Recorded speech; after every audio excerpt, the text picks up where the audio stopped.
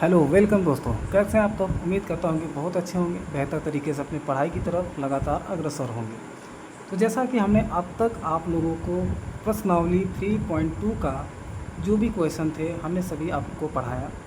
आज प्रश्नावली 3.3 का very very most important question प्रश्न नंबर 2 आज आपको दिखाने वाले हैं। तो प्रश्न नंबर 2 आपके सामने हमने लिख दिया।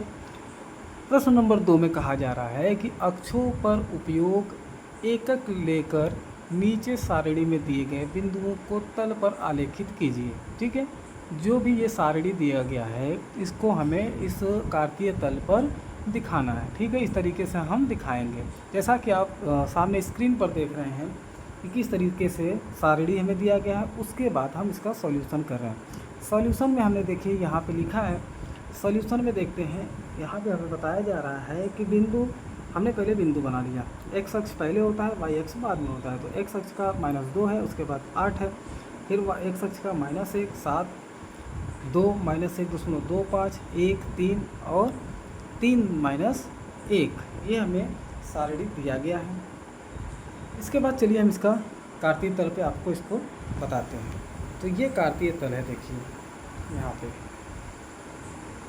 कार्तीय तल हमने बनाया। ठीक है, चलिए थोड़ा पास में लेकर चलते हैं, इसको स्टैंड से निकालते हैं और यहाँ पर हम पास में आपको दिखाते हैं। ठीक है, तो पहला पॉइंट हमारा था -2 और 8।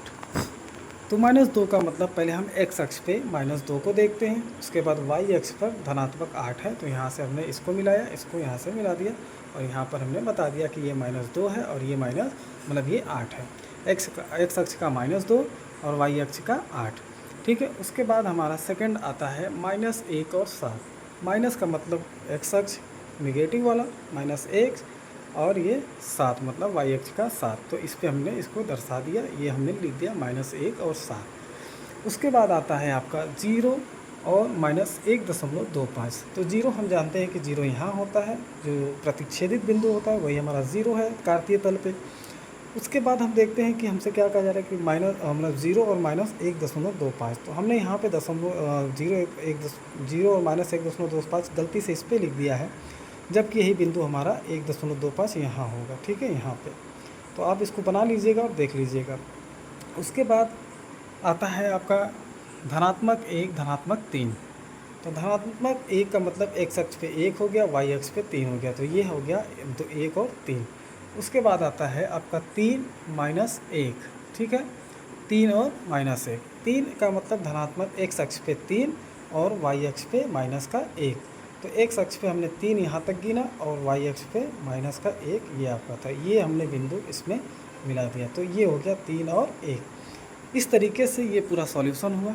इसमें कोई क्वेरीज, कोई दिक्कत, कोई परेशानी रह जाती है तो आप हमें कमेंट में बताएंगे, हम आपको सारी चीज़ें क्लियर कर देंगे। ठीक है, मिलते हैं अगले नेक्स्ट वीडियो में, तब तक के लिए धन्यवाद। जय हिंद, टेक केयर दोस्तों।